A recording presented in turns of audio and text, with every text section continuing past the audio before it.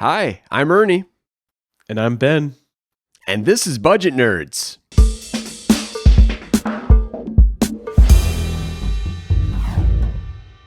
What was all in your mind?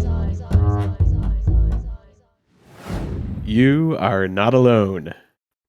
No, you are not. Welcome back to the show, friends. Ben, today we're going to be talking about debt. Yes. But we're not going to talk about debt the way that we normally talk about it. I think a lot of times we're talking about the how-tos, creating that debt payoff plan. We're going to get a little bit more aspirational today. Yeah, I think we're going to maybe kind of have a little bit of an antithesis to the typical personal finance advice of, just flog yourself until you've paid your penance of of paying off your debt because you're a bad person. I think we're gonna maybe take a different perspective today. That's what we're after.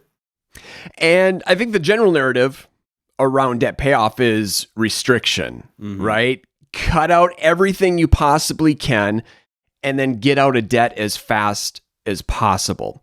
And on the surface, there's absolutely nothing wrong with that advice. And for the right person with, that kind of personality in certain circumstances, it may be exactly what they need and want. But that's not the case for everyone. We're all wired a little bit differently. We all definitely have different circumstances. And so I think it's going to be really good to talk about what it looks like to maybe live more of a fuller, richer life while you're paying off your debt.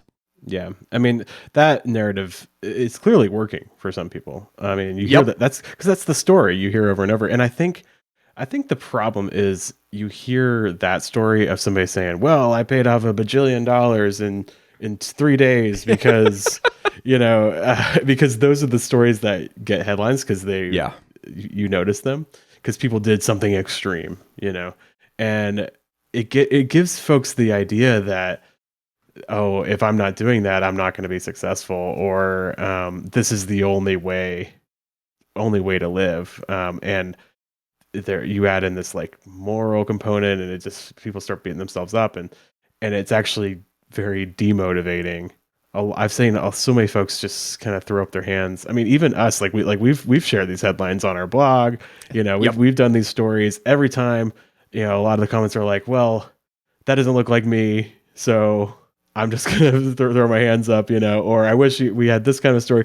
And like, it doesn't matter. Like you could have every kind of conceivable situation, but if folks aren't going to see their exact story in it every single time, and that's because sometimes it's really always, it's never going to be exactly like you because everybody's lives are so different. Everybody's circumstances are so different.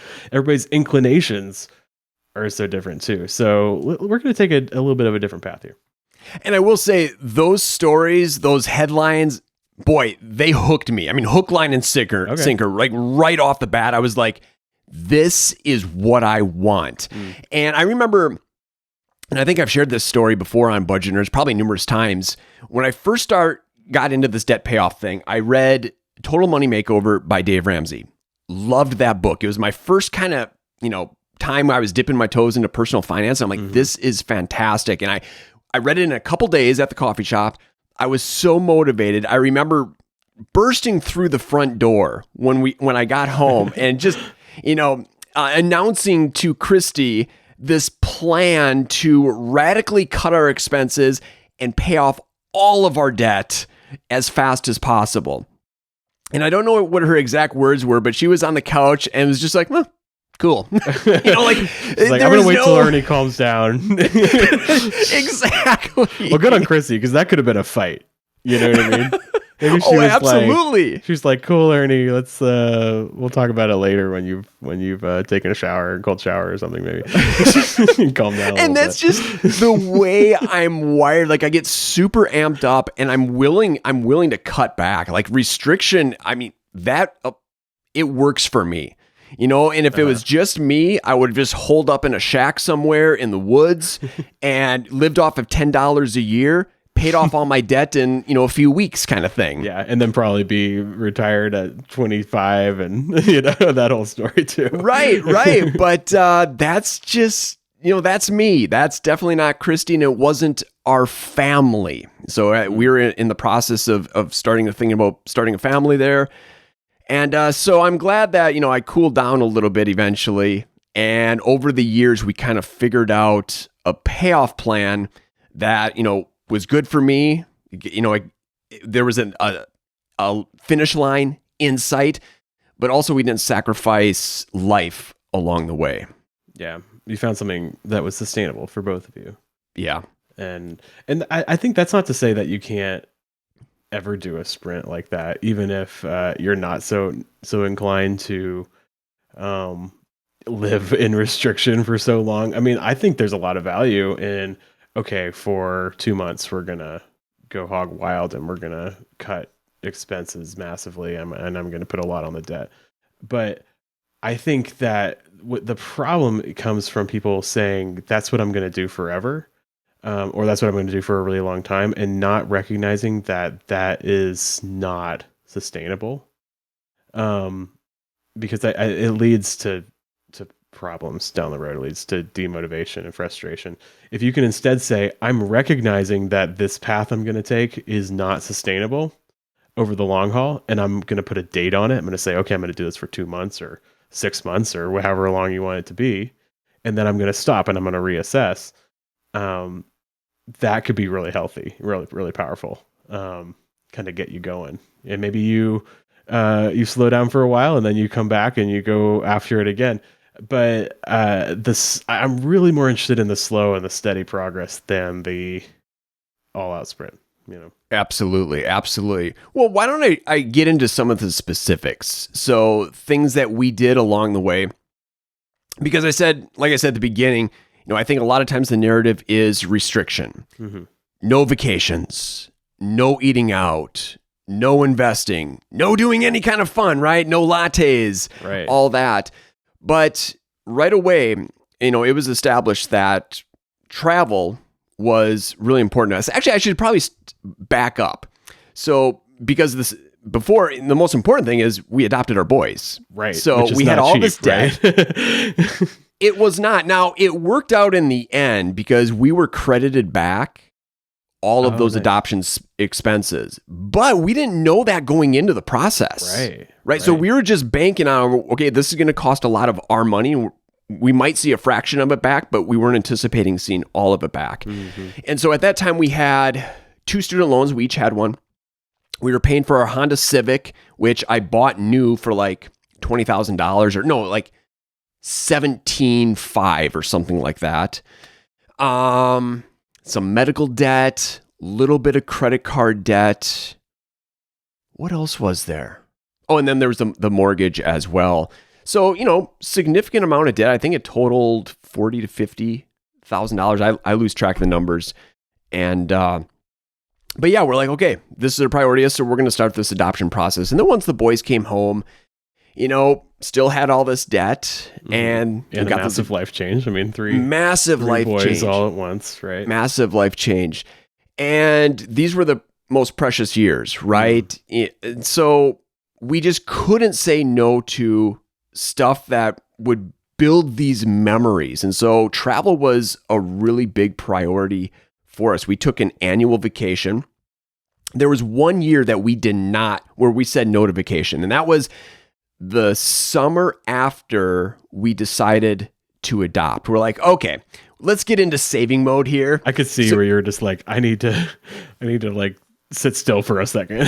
Yeah. And we were both on board with that. So like we canceled the summer trip, but after that, every single summer we took a trip. And then there were numerous trips, just kind of weekend getaways where we would take the boys to a hotel for 2 or 3 nights and go to a museum or go to a zoo, and like so many memories built around that. And yes, I mean, that's thousands of dollars every year that we could have put towards debt and gotten out even faster. But again, we would not take those experiences back. I mean, they were very precious and we'll forever remember those.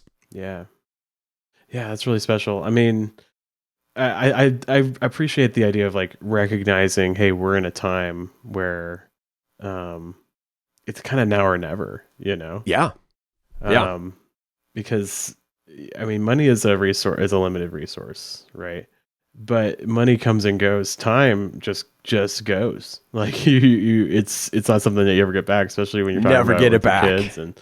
And yeah, you know, there's a lot of stories of folks, you know, working so much. And I've thought about this too, when we were trying to reach a lot of our goals. Like I've had periods of time where I worked like, you know, 8 hours a week easily, working multiple jobs, and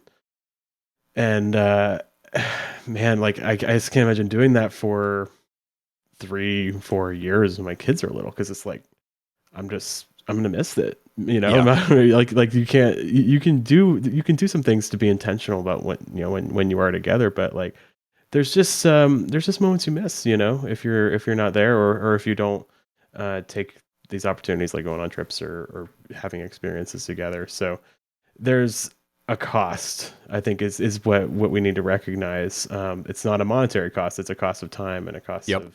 of experiences that you might miss out on. So when you're trying to pay off debt, just remember it's not necessarily the most important thing. It's important because you Yes. want to have a good financial future, but it's not the most important thing. So I'm really glad you recognize that, and I'm glad Christy helped you recognize that by not jumping in right away when you got back from that coffee shop. You know, Me too. Me too. Well, and even just thinking individually, and I kind of lost sight of this over the years, but we're not just parents, right? You know, we're you know, adults, and we have our own lives. And during that time, Christy took 2 or 3 trips to Ethiopia with a friend. So our friends started a nonprofit over there. And so, especially at the beginning, there were a lot of trips kind of back and forth to get things set up, and Christy was able to do that. Yeah, how cool and is that? you know, those plane tickets were not cheap. And then there was also a trip to Colombia with the same organization. And I mean, those were some of the highlights from her 30s. And again, she hasn't told me this, but I know she wouldn't trade that for anything. Yeah, They were great, you know, bonding moments with her friend. Great time working with those the people over in Ethiopia, Colombia, the nonprofits. And so I'm just really glad that we were able to do that. Yes, we could have paid off debt a lot faster, but again, not going to get those years back at all. yeah. I do think a lot of this is built into the way that we at YNAB have come to teach how to get out of debt. Absolutely. Just the fact that we say, like, think about something else besides the debt at all. Yeah. I mean, the big thing is we talk about true expenses. We talk about saving for non-monthly bills and expenses to prevent future debt as a higher priority than paying off past debt, right? Yeah. Whereas a lot of the financial advice you get out there is like, there is no higher priority, right? Like, stop investing, even if you get some folks, even if you get a match at work. Don't do that. You know, never don't buy a house. Don't go on vacation. Don't even save for car repairs.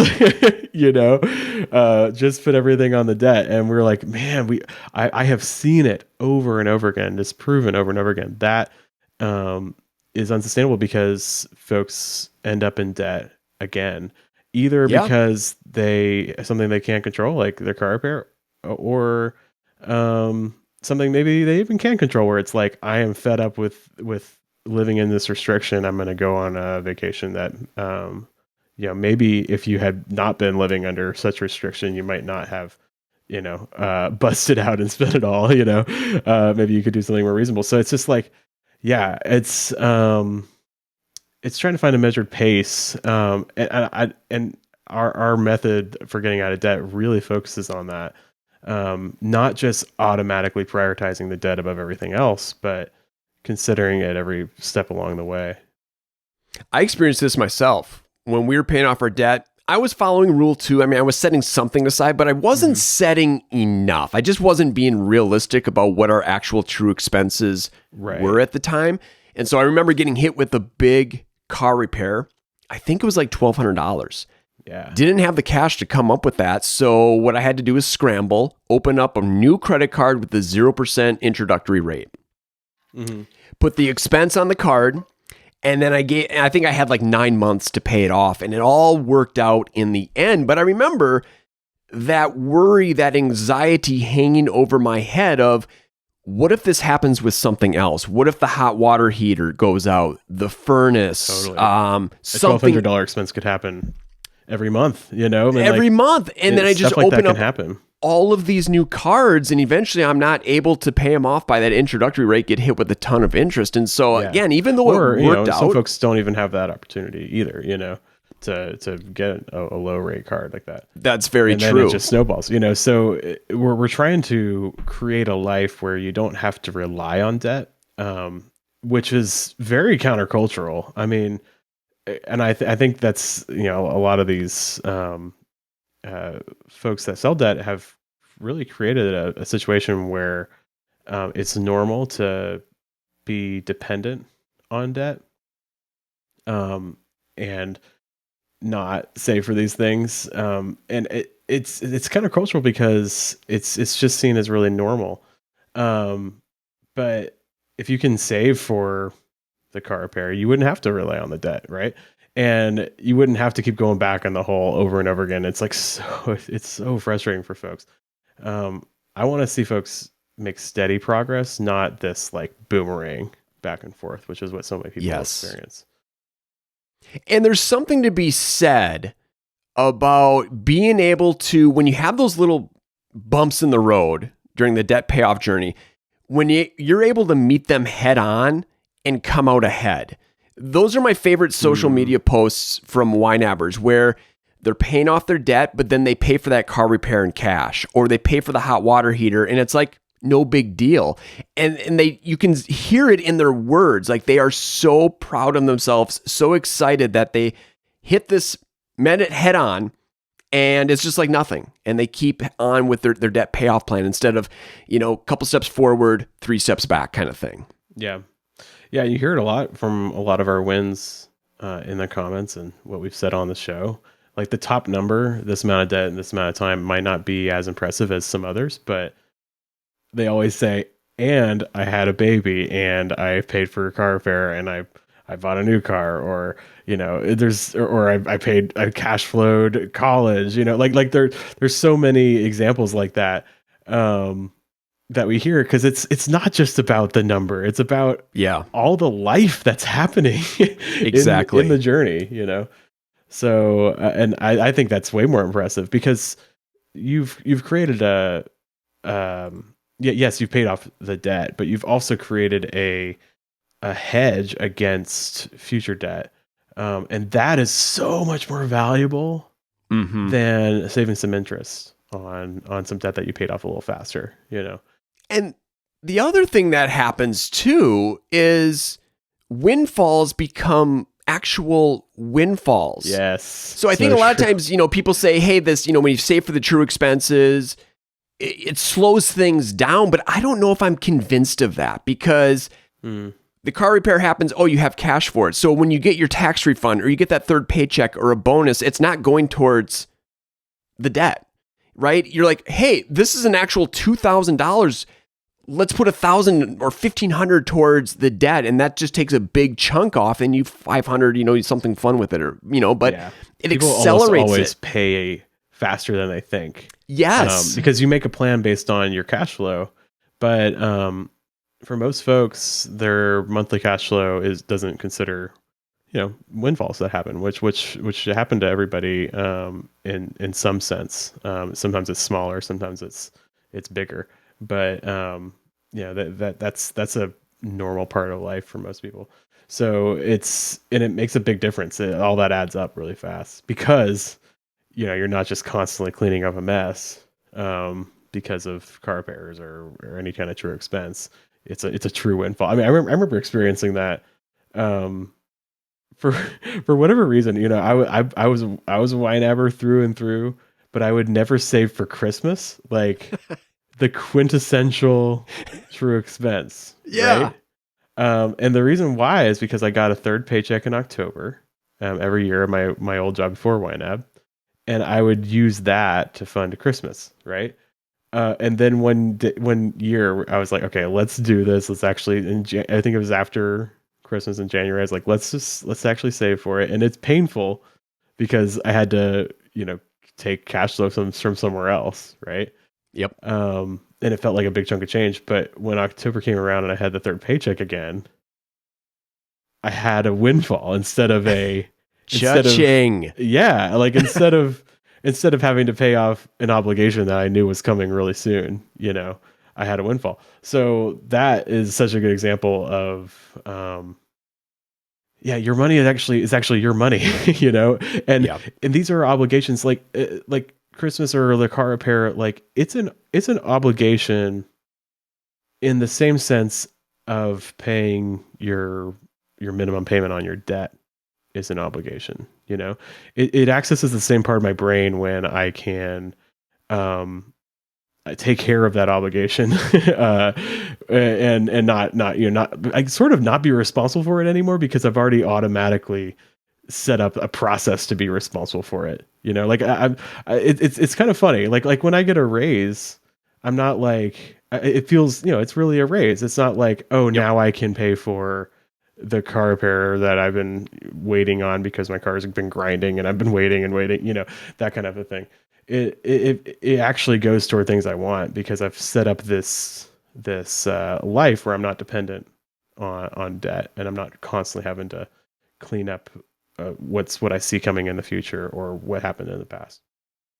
So that's your experience with Rule 2. I want to back up a little bit and put you on the spot. I hope that's okay. Yeah, please. Talk about kind of your mentality, you and Katie approaching your mortgage payoff. Yeah, okay. And balancing that with, young kids and living life. Yeah. Because you were aggressive. We were very aggressive. And it's funny because we were in the house. I think we moved here in 2015 and we didn't start really going after the debt, I think, until 2018, 2019. Okay. So we had, I think we had 2 solid years where we were going after the mortgage, and we had plans for it to take 4 years. And I think about a year and a half was broken off because we had a windfall. You can hear that whole story. So it took a lot shorter than we thought. But anyways, why did we want to do that? I always value cash flow above a lot of other things. For me, cash flow is security. If one of us lost our job, and we experienced that, Galen lost her job last year. Last May, and we weren't as worried because our cash flow situation was we had so much of a buffer between us and life because we weren't so reliant on, we didn't have as many bills. We didn't have the mortgage. That's the bottom line. So it's security. It's also just freedom to do what we want. Like we can save for these things. Now, part of me wonders, I'm like, I think about it a little bit. I'm like, okay, one of the big things that we put off was fixing up the house. There's like all sorts of things that we wanted to fix up the house about. And we put that off for several years because we knew we wanted to go after the mortgage. And sometimes I wonder, like, maybe I should have, I don't know, like some part of me is like, well, maybe we should have just gone for those things and let the mortgage go longer.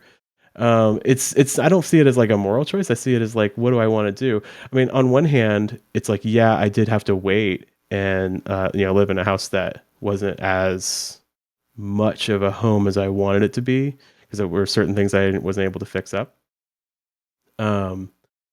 But on the other hand, now that we have the cash flow, I can make so much more progress on those projects. And I can save for them so much more quickly. And I have the security, So that's the trade-off for me is like, do I want to go for this goal now and it takes longer and the progress is slower? Or do I want to completely not go for that thing right now, go for the debt, the mortgage, and with the promise in the future that the progress will be way faster, And Yep. I think we just kind of made that calculation and decided to go after the mortgage. And part of it was because I wanted this cash flow, I just wanted more of my money to be mine. You know what I mean? In the end of the day, that's the motivation for me. And what were some of the things that you said yes to? Yeah. Well, we said yes to having a lot of kids, for one thing. I mean, seriously though, like there are folks that will put off starting a family because of debt, you know? And I'm like, if it's time to have babies, man, it's time to have babies. Like, Yeah. like don't put these things off too long. You know, that was one thing. You know, if we didn't have the kids, like, man, we like financially, there's so much we could we could do, right? Oh yeah. I mean, we could be these dings, you know, double income no kids, right? We could have the house paid off lickety split, and we could, you know, like there's so much. I always say, like, when all my kids are is school age, we're gonna be so rich just because the cost of childcare is like a quarter of our income, you know. Oh, just wait. There's gonna be other things that crop up. I'm realizing that. I'm literally realizing that. I'm like almost mourning it a little bit. I'm like, okay, I've always like had this vision of like, oh, once we don't have the childcare, but I'm like, there's always something, you know, like braces, camps. It's not gonna end. So I'm kind of realizing that, because now I have a 9-year-old and a 1-year-old, right? So I'm like, got feet in both camps. Well, the 9-year-old, like I'm just starting to like realize, oh, this is gonna be expensive soon. So like I might have my feet in both camps for a while, which might be good that I pay off the house. Yeah. So I mean, like starting a family, that's something that we did not put off. I think doing things like hobbies, and dining out, just like regular life stuff. We have had some restriction, but also I think we do pretty well we live pretty well on the the lifestyle day-to-day stuff. Investing? No, Did you keep doing? We kept doing investing. Yeah. Okay. Yeah, we did do that, and we've raised that now. But we kept investing going through the whole thing. That was a priority as well, because that was one of my biggest regrets. Right away at the beginning, I stopped investing. I missed out on a 3% match from my employer. Right. And I don't know how long I kept that up, but boy, that was 10, 15. I lost track. That was a long time ago. Like that money it could have started compounding pretty nicely over those years, but oh well. Yeah. And it's funny because I met with the financial advisor. I've had a financial advisor for a while who's great. And it's funny because I remember we like sat down and like looked at the plan that I had made when I was like 24, you know, like, and I've been going on that plan, like saving up X amount, you know. Yep. And then like, I'm just looking at like, the part of the reason why I'm saving this amount is because we want to have the, X amount when we retire. Right. And I'm looking at the X amount when we retire thing, and I'm like, that's like that's a 24-year-old's dream, you know. That's not a 34-year-old's dream. Like I want to have a little more, you know what I mean? Yeah. So so because of that, we've raised retirement a little bit, you know. But that was after paying off the house. So we haven't stopped investing. We haven't stopped. We save a little for the kids' college. It's not enough. I don't know if we're gonna be able to pay for all of their college, but I mean, I'm kind of hoping something happens between now and when, because like I don't know how you can even pay for all of it. It's just insane. With the especially if the inflation continues on college tuition, if it continues at the same rate, I'm just like, it's just ridiculous. But we saved zero for the boys' post-high school plans. I mean, we set a little bit aside, here and there, just for like, hey, once you turn 18, this is going to kind of help you jumpstart that, post-high school life. But for actual college, zero. Right. And it's okay. And I think that's one of the reasons too, where, I'm not putting anything extra towards the mortgage. I'm looking at this $180,000 balance over the next, 27, 28 years, whatever. And I'm like, I'm fine with it. The monthly payment is so low. We have such a low interest rate. And I'm like, there's just other things that I want to do with our cash, right? So, I want to be able to help the boys more after high school. And so can't prioritize paying off the mortgage right now. It's just not a big deal to me. Yeah. I do have regrets too. Like you said, you wish you had invested while paying off debt. I think I wish I had traveled a little more. My we've always been so bad at travel. Like we're just not good at the planning. Like I feel like we need help. We need like a course on how to like plan a vacation. We're just like not super good at it. And it's just like, it's very stressful to me to plan a trip. So like I think we're like not inclined to like take initiative there, and so it was easy to just be like, well, we're just not going to put much toward travel. Okay. Aside from like seeing family and stuff like that, but I think now I'd like to do more of that. And I think my budget might need to reflect that, because you're right. Like, I mean, I'm looking at my oldest daughter, who's 9 now, and just like she just adores our family and like wants to spend time with us. That's not going to be the same in like 2, maybe even a year. By the time she's 12, like, or 13, like that's not going to be her inclination, And so, I think I want to focus on that. And I think part of too why we haven't traveled as much is because we the way we've spread out having the kids, like we've always had like a little baby. Sure. Like, or, like a toddler around. So it's been tougher, but, I think I'd like to focus on that more. And that might be one regret on going after the house, that maybe we neglected those memories a little bit, but it's not too late. Yeah. Boy, I wonder if there's any other regrets. I mean, I know that I said no to a lot of stuff just personally. I was really, I didn't use my personal money much. A lot of times I would take my personal money and I would put it towards my student loan. Right. I probably could have enjoyed that a little bit more. A few more trips to Chipotle, some better lawn tools, lawn seed. Yeah, hobby stuff, right? Yeah, hobby stuff. Those things, man, they just make life richer, I'm realizing that, maybe I'm just, this dad in his 30s, and I'm just like, I want to have those things that make life rich. Like, you got your lawn, I got my poker stuff, I got my, all that kind of thing. Although I have not bought a poker chip in like over a year now, I think. So I think I'm all set. Sure. You'll take one look at that spreadsheet and be like, nah, I think we can make some additions here. Oh man. Anyways. Yeah. Any other like regrets that you have from your time paying off debt? Things that you wish maybe you'd slow down on a little bit? I don't think so. And I mean, honestly, like I really enjoyed paying off the debt. Like it got me going. It was a hobby for you in itself. It was a hobby. And so, we did enough where we were able to pay that off in a pretty timely manner. And then we were also to do things where we were able to live life, and that was good for Christine. So we settled on just kind of haphazardly a really nice kind of balance between both of us.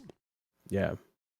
Man, I feel like this has been a therapy session, Ernie. Like, it's just like, think of, what do you regret in your life, Ernie? What do you not regret? And I will say that there definitely was a lot of restriction. It just wasn't like, hey, let's do whatever. And because we have a finite amount. Too, like if that's what you want to do, it's just about, I don't want people to feel pressured by the personal finance pressure to elevate debt payoff above all else. Make your own priorities and don't apologize for them. It's okay. It really does all come back to priorities. Beat themselves up so much.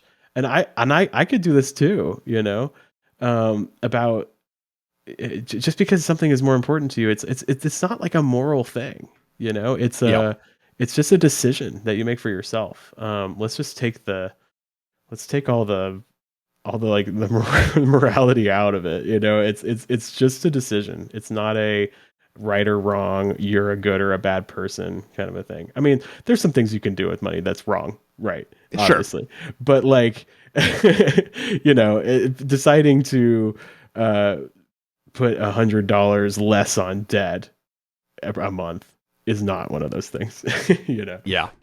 Yeah.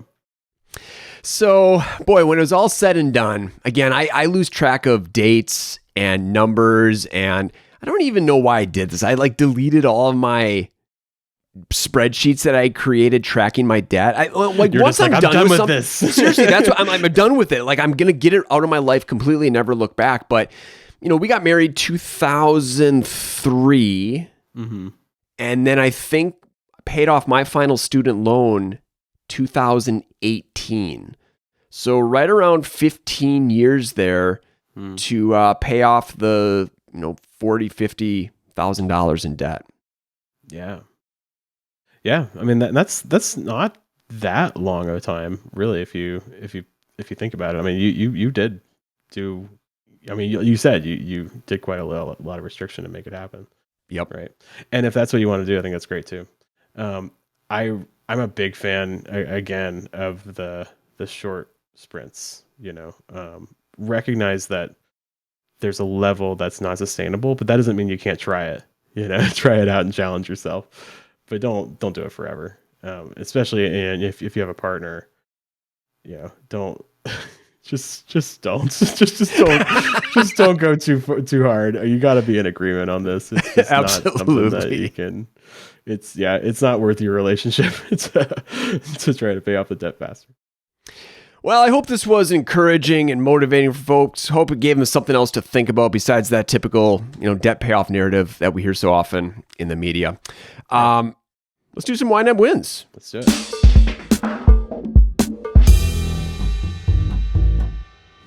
Who's all in your mind? My YNAB win comes from Donna. Donna emailed this in, says, I've just completed my first year of YNAB, and I'm excited to share my budget win. No more overdraft. I survived by overdraft protection advance float before YNAB. My banking account history showed I would spend my checking down beyond zero. My overdraft would save me. I would then pay down my overdraft, and the cycle continued. I recently checked my overdraft history going back to 2018. Nearly every week, my overdraft protection advance kicked in, and once a month, I show my pay down payment. Crazy and scary, I lived like that. Interest didn't accumulate much because I paid down the balance. Sounds like a float scenario to me. Just with overdraft protection instead of the credit card. Since YNAB, I've managed to not only show a balance in the thousands in my checking account, which amazes me, but also zero wow. overdraft protection. All of my dollars have a job in my YNAB budget. I have immediate and true expenses budgeted. I started YNAB with the free trial in August 2021. I excitedly subscribed in September 2021. My overdraft history shows my last pay down to zero was August 2021. Oh, wow. Every month since I have reconciled my overdraft, zero. Every single month. I do this because it is such a huge win for me. Thank you, YNAB. Thank you for all the videos, the free learning, the great app, and so much more. I love Oh my goodness, Donna. That is fantastic. Congratulations. And I agree, that probably was crazy and scary way to live right there on that financial cliff. But you got control of those dollars. And now you're starting to get ahead of the game. And it sounds like it feels amazing. I'm sure it does. I love that. All right. I have Elise, who wrote in all the way from Sweden over email. So thanks for doing that. All right. Elise says, I recently moved from my part-time job to student loans with monthly payouts so I could go back and finish my degree at university. Okay. So Elise went from working part-time to being a student, living on student loans for the time being. Since it is in a different city, I currently have to pay rent both in my hometown and at university. So lots of expenses too. Last month, there have been a lot of things to readjust to. So I was behind on reconciling my accounts. This Sunday, When I did reconcile my accounts, I found out I had accidentally paid my rent for my dorm room twice. Panic for about 3 seconds before I realized my 2 wins. Number one, with my limited income, I still hadn't noticed until I reconciled almost 2 weeks later. Okay. All right. Love that. And number two, I was still good for the month ahead in all categories. So they can just keep the extra payment. And now I don't have to pay rent for next month instead. My money is still over 40 days old. It feels like magic. Oh, I love that. I love that because, yeah, you panicked. What my favorite part is you said panic for about 3 seconds. That's so true because I think there's moments like that you panic over, even if, it sounds like Elise has some savings that they're able to make the switch and they're able to handle a lot of these big changes. But even so, something unexpected like that comes up and it just freaks you out. And I've had this experience too. Like, I mean, I've been using YNAB for, oh gosh, almost 10 years. It'll be 10 years this year. And yeah, I had a big car repair and I had that like heart clench moment, Yeah. And I'm like, no, I'm good. Like, I have to remind myself that all the time. So I love that. She was like, panic for about 3 seconds. And then she could see everything written out and it's all good. So and we hear stories of YNABers, their employer forgets to run payroll or it's late and no big deal, right? So that's awesome. Congratulations, Elise. I love it. Cool. Well, if you have a YNAB win, you can put it in the comments below on YouTube, or if you're listening to the podcast, you could head over to YouTube if you want, or you can email us at budgetnerds@ynab.com. All right, we'll see you again in a couple weeks. And until then, happy budgeting. Happy budgeting. See you later.